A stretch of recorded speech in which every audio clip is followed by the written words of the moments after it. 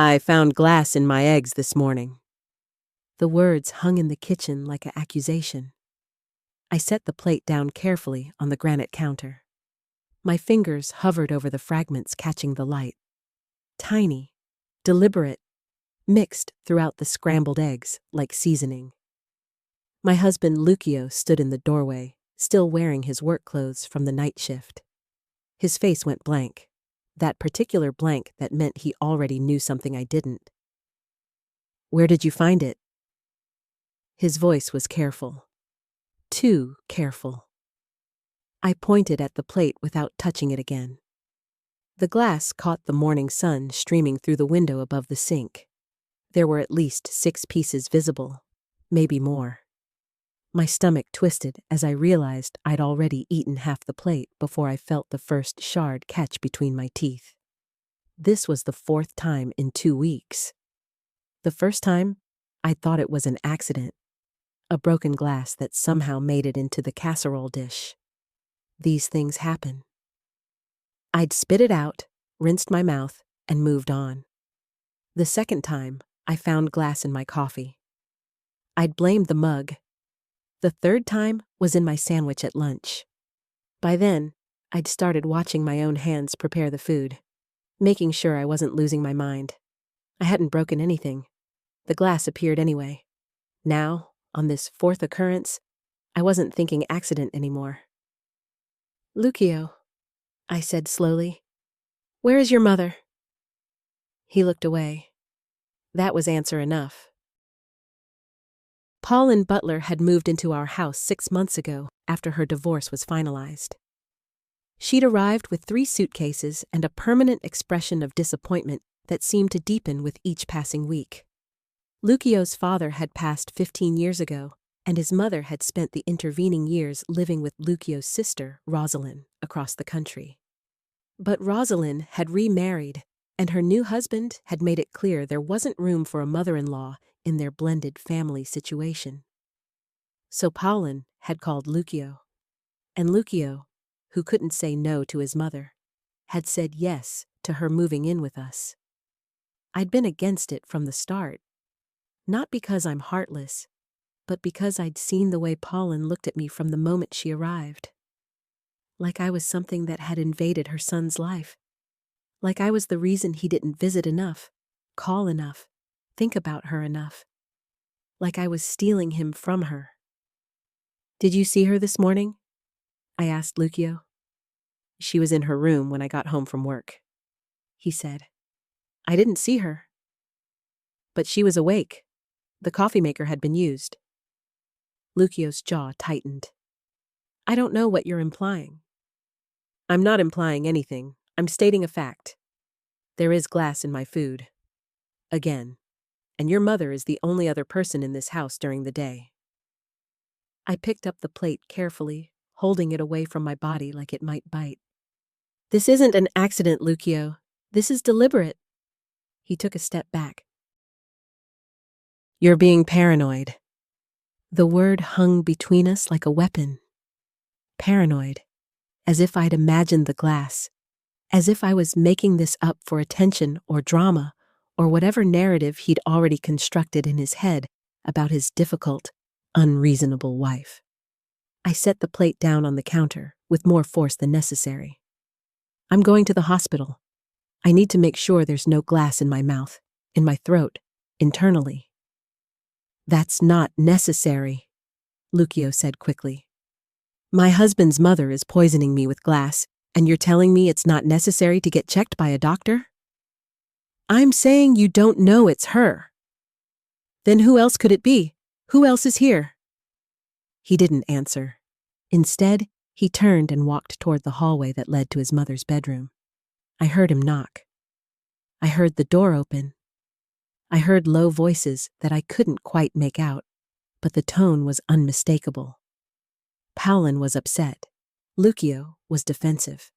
I stood in the kitchen, my tongue running over my teeth, checking for any remaining fragments. My hands had started to shake, not from fear, but from the strange combination of violation and betrayal that was settling into my chest like a stone.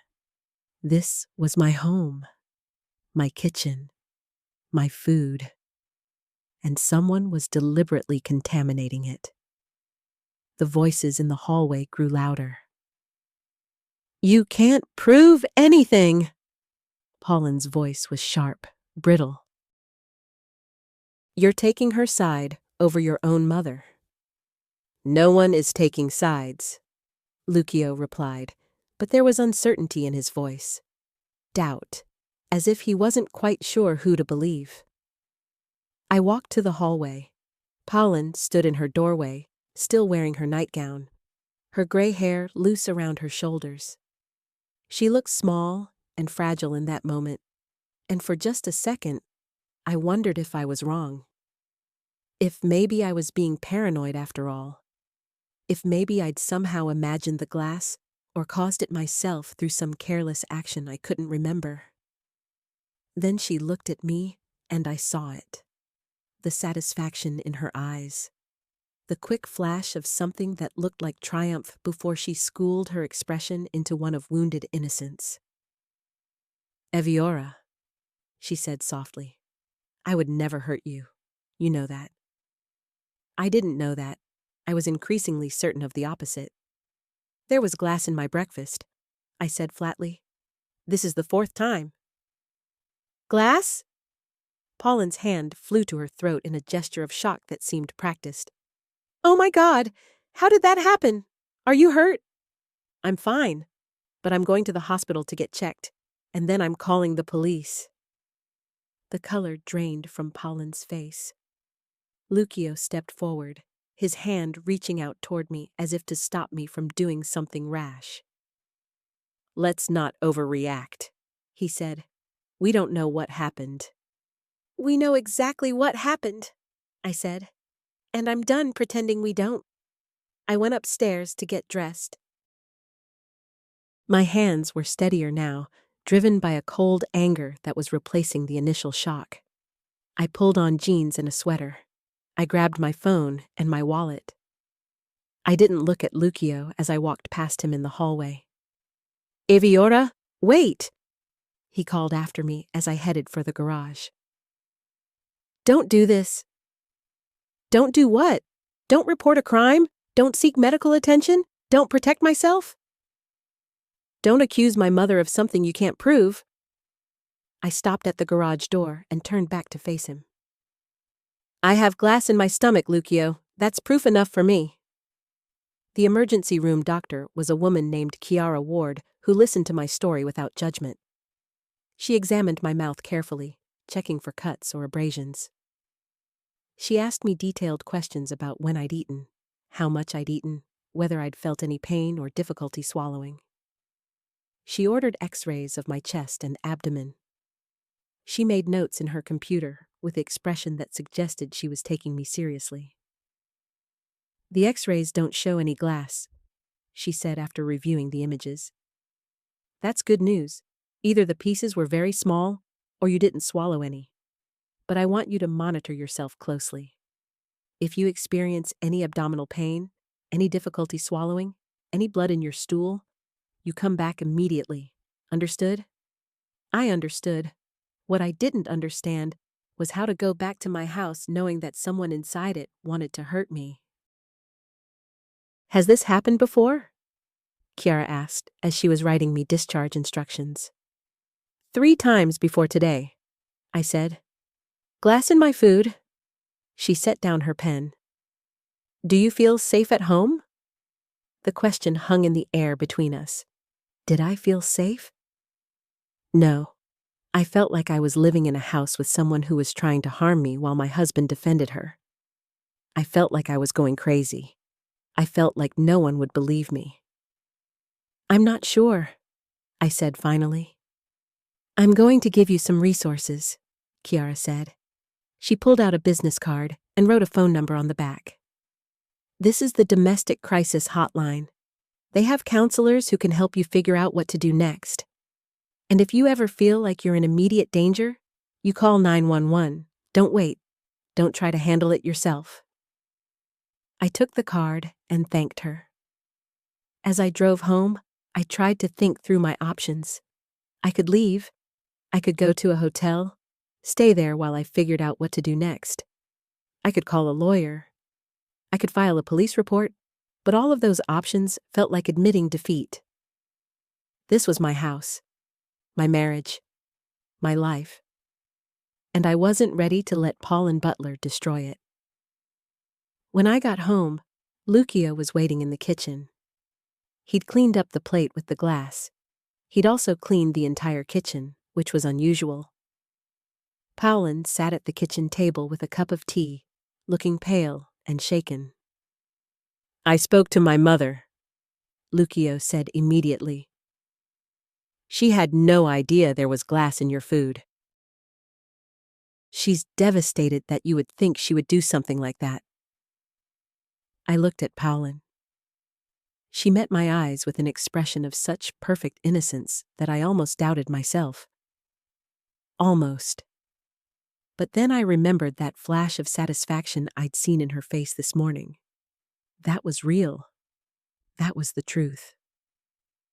"I'm going to be very clear," I said, speaking directly to Paulin. "If I find glass in my food one more time, I'm calling the police and filing a report. I'm also going to get a lawyer and explore my legal options. And I'm going to tell everyone I know what you're doing." "I'm not doing anything," Paulin said, her voice trembling slightly. "I don't know how that glass got there. Maybe it was already in the eggs when you bought them. Maybe you broke a glass and didn't realize it. But I would never, ever deliberately hurt you. You're my son's wife. I love you like a daughter." The words were perfect. Too perfect.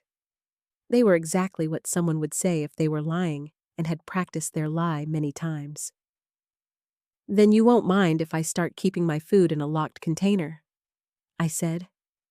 "And I won't mind if I install a camera in the kitchen to see exactly what's happening when I'm not in here." Lucio's face went red. "You can't put cameras in our house without my permission." "It's my house too, and I have every right to protect myself." "From my mother?" "From whoever is putting glass in my food." That night, I didn't sleep. I lay in bed next to Lucio, listening to him breathe, wondering how we'd gotten here. We'd been married for 18 years. We'd built a life together. And now, because of his mother, everything felt like it was cracking apart. Around 3 a.m, I got out of bed and went downstairs. I sat at the kitchen table in the dark, thinking. Paulin had moved in 6 months ago. The glass had started appearing about 2 weeks ago. That meant she'd been planning this for a while. She'd waited until she was settled, until she felt secure in her position in the house, and then she'd started. Why? What was she trying to accomplish? The most obvious answer was that she was trying to drive me out. If she could make me sick, make me afraid, make me feel unsafe, maybe I would leave.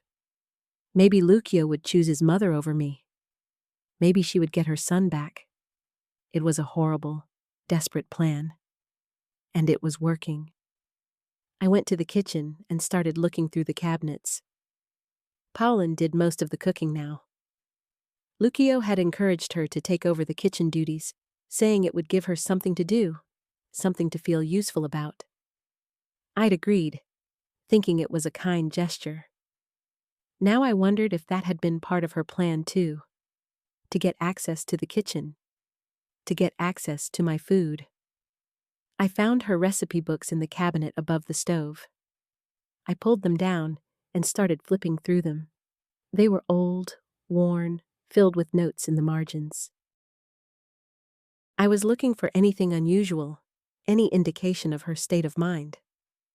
What I found instead was a photograph that had been tucked inside the back cover. It was a picture of Lucio as a child, maybe 8 years old, standing next to Paulin. They were at the beach. Lucio was smiling, but Paulin was looking at him with an expression of such fierce possessiveness that it made my skin crawl.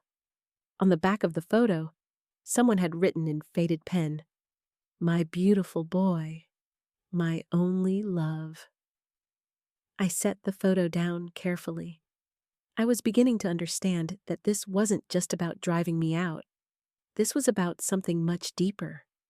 This was about a mother who had never let go of her son, who saw me as a competitor for his affection, who was willing to hurt me to prove her point.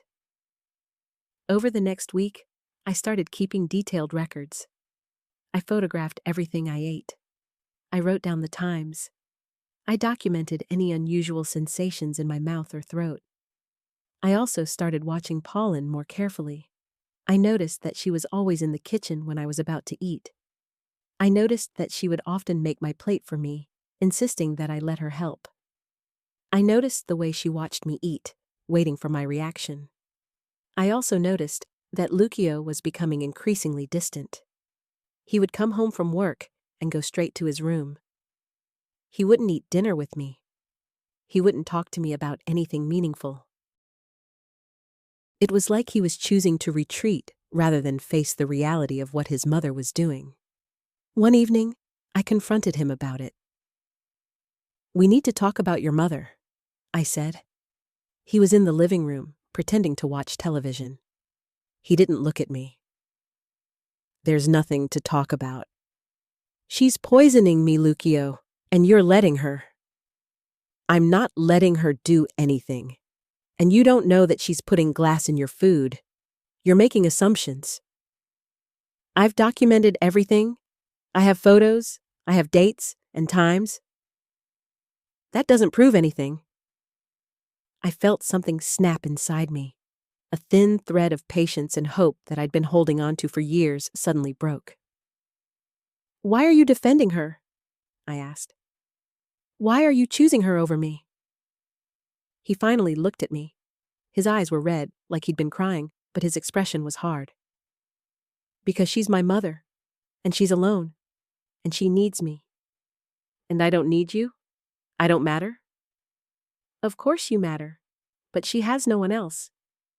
"That's not my problem, Lucio. That's not my responsibility. I'm your wife. I should come first." He stood up abruptly and walked out of the room. I heard him go upstairs. A few minutes later, I heard his mother's door open. I heard him talking to her, his voice low and urgent. I couldn't make out the words, but I could hear the tone. He was upset. He was defending her. He was, without a doubt, choosing her over me. That night, I made a decision. I couldn't live like this anymore. I couldn't be married to a man who would choose his mother's comfort over his wife's safety. I couldn't stay in a house where someone was actively trying to harm me, and my husband was complicit through his denial. I called a lawyer the next morning. Her name was Jael Spencer, and she came highly recommended by the domestic crisis counselor I'd spoken to at the hospital. I met her at her office downtown, and I told her everything. The glass, the dates, the way Lucio was responding, the way Pauline was watching me. Jael listened carefully, taking notes, asking questions. When I was done, she leaned back in her chair and looked at me over her glasses. "Do you have any physical evidence of the glass?" she asked. "I have photos of the glass in my food. I have the plate from this morning still in my kitchen. I have X-rays from the hospital showing that I was examined for internal injuries." "That's good. That's very good. It establishes a pattern. Now, here's what I want you to do.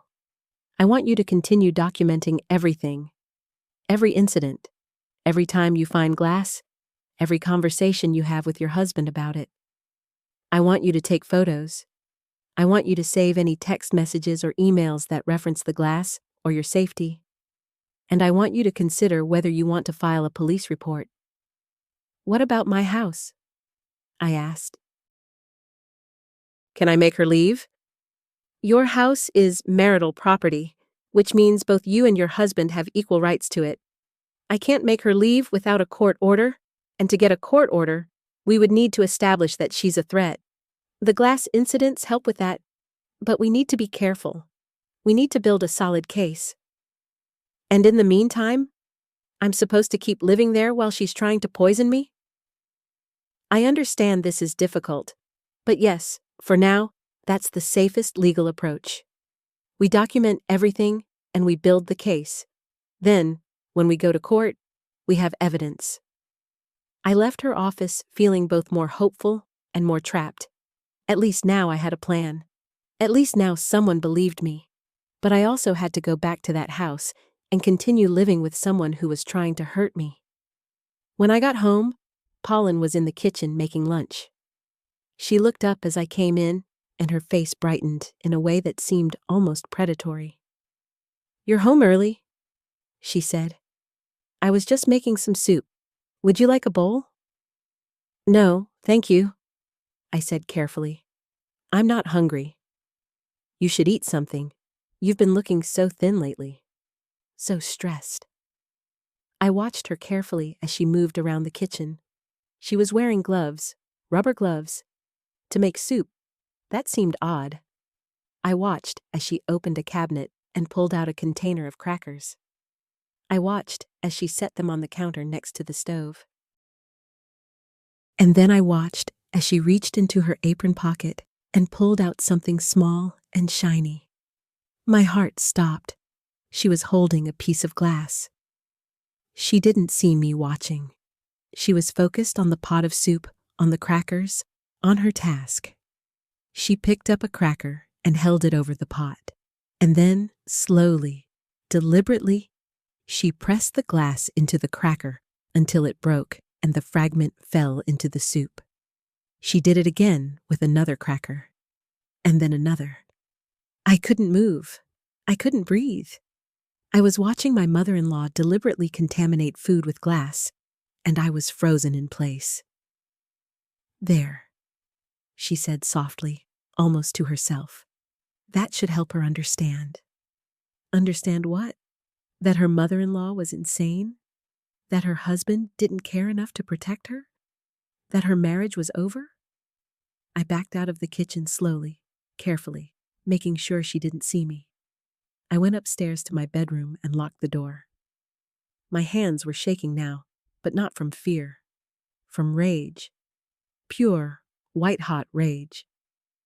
I pulled out my phone and called Jiel. "I have evidence," I said when she answered. I watched her do it. I watched her put glass in a pot of soup. "Are you safe right now?"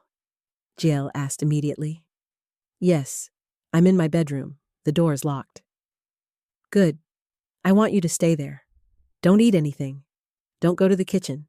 I'm going to call the police and have them come to your house. Can you let them in?" "Yes." "Okay, they're on their way." "Stay on the line with me." I stayed on the line with Jiel for the next 20 minutes, listening to her calm voice as I waited for the police to arrive. I heard the sirens pull up outside my house. I heard the doorbell ring. I heard Lucio's confused voice asking what was going on. I unlocked my bedroom door and went downstairs. There were 2 police officers in my kitchen, and Pauline was standing against the wall with an expression of shock on her face. "This is a misunderstanding," she was saying. "I would never hurt anyone. I love my son. I love his wife." "Ma'am, we're going to need you to come with us," one of the officers said. "We have a report of attempted poisoning." "Poisoning?" Pauline looked at me, and for just a moment I saw something flicker across her face. Not shock, not fear, hatred, pure, undiluted hatred. "Eviora, tell them," Lucio said, looking at me desperately. "Tell them this is a mistake." "It's not a mistake," I said. I watched her put glass in the soup. I have photos from the previous incidents. I have medical records. I have documentation. The officers took Pauline into custody. They bagged the pot of soup as evidence. They took photos of the kitchen. They asked me detailed questions about each incident. And through it all, Lucio stood there looking like his world was ending. Because it was. After the police left, Lucio turned to me with tears streaming down his face. "How could you do this?" he asked. How could you have your own mother arrested? She's not my mother, and she was poisoning me. She would never. She's just a lonely old woman who wanted to spend time with her son. She was just trying to get your attention. She was just trying to kill me, I finished. That's what she was doing, Lucio. She was deliberately putting glass in my food. I watched her do it. You're lying, he said. But his voice was uncertain. He wanted to believe his mother. He wanted to believe that she was innocent and I was the villain in this story. But he couldn't quite convince himself. I'm not lying, and I'm done. I'm done with this. I'm done with her. And I'm done with you, if you can't accept the truth. I went upstairs and started packing. I threw clothes into a suitcase, documents into a folder, my laptop into a bag. I moved methodically, not allowing myself to feel anything. Not yet. There would be time for feelings later. Right now, I needed to leave. Lucio followed me upstairs, begging me to stay, to listen, to give him a chance to explain, or understand, or something. I ignored him. I zipped up my suitcase and carried it downstairs. I grabbed my keys from the hook by the door. Where are you going? He asked. Away, I said. I'll be staying at a hotel. My lawyer will be in touch about the separation. Eviora, please, don't do this. We can work through this. Can we? Can we work through the fact that your mother tried to poison me and you defended her? Can we work through the fact that you chose her over me, over our marriage, over my safety? I don't think we can, Lucio. I left the house and didn't look back. I drove to a hotel near downtown and checked in for a week. I spent that first night in a hotel room alone, and I finally let myself feel everything I'd been holding back. I cried. I raged. I felt betrayed and violated and angry in a way I'd never felt before. The next morning, I called Jill and we began the process of filing for divorce. Pauline's bail hearing was scheduled for the following week. I attended it and watched as she stood before the judge, looking small and fragile and innocent. She claimed that the glass had fallen into the soup accidentally. She claimed that I was making up stories to drive a wedge between her and her son. She claimed that I was the villain in this narrative, not her. The judge wasn't convinced. He set her bail at $50,000 and ordered her to stay away from me. Lucio posted the bail, which somehow hurt more than anything else that had happened. He chose to pay for her freedom rather than accept the reality of what she'd done. Over the next 3 months, I worked with Jael to build my case. I provided all the documentation I'd collected. I provided the photos. I provided the hospital records. I provided my testimony about watching Pauline put glass in the soup. And slowly, piece by piece, I built a picture of a woman who had been systematically trying to poison her daughter-in-law. Pauline's case went to trial in the spring. I testified about each incident. I described watching her deliberately contaminate the food. I talked about the fear I'd felt living in my own house, not knowing if my next meal would contain glass. I talked about the way my husband had defended her, had chosen to believe her over me, had made me feel like I was going crazy. The prosecutor presented the evidence, the photos, the x-rays, the hospital records, the testimony from Chiara, the emergency room doctor, who confirmed that I'd been examined for glass ingestion and that the pattern of incidents was consistent with deliberate contamination. Pauline's defense was that she was a lonely woman who had been misunderstood, that I was a jealous wife who couldn't stand the thought of her husband being close to his mother, that the glass incidents were accidents or misunderstandings or my own doing. The jury didn't believe her. She was convicted of attempted assault with a deadly weapon. She was sentenced to 5 years in prison. Lucio didn't speak to me after the verdict was read. He walked out of the courtroom without looking at me, and I never saw him again. Our divorce was finalized 3 months later. He kept the house. I got half of our savings and the car. It was a fair split, financially. Emotionally, I felt like I'd lost everything. But I also felt free. A year after Pauline's conviction, I moved into a small house on the other side of the city. I started going to therapy to process the betrayal and trauma of what had happened.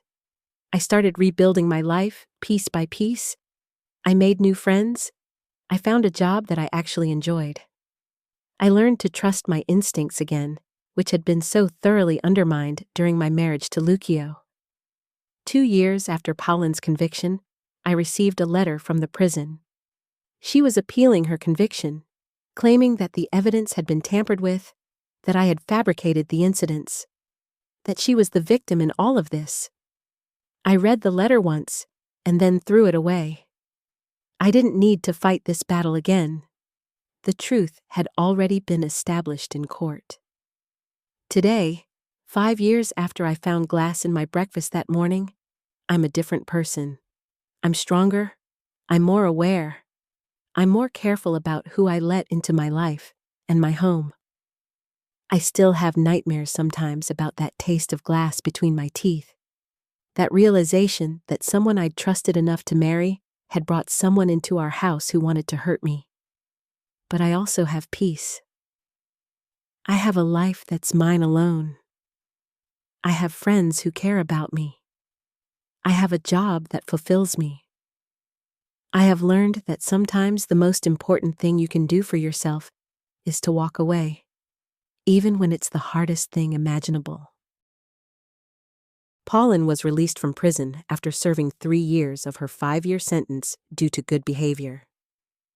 I heard from Lucio's sister Rosalind that Pauline moved back in with Lucio and that they had reconciled.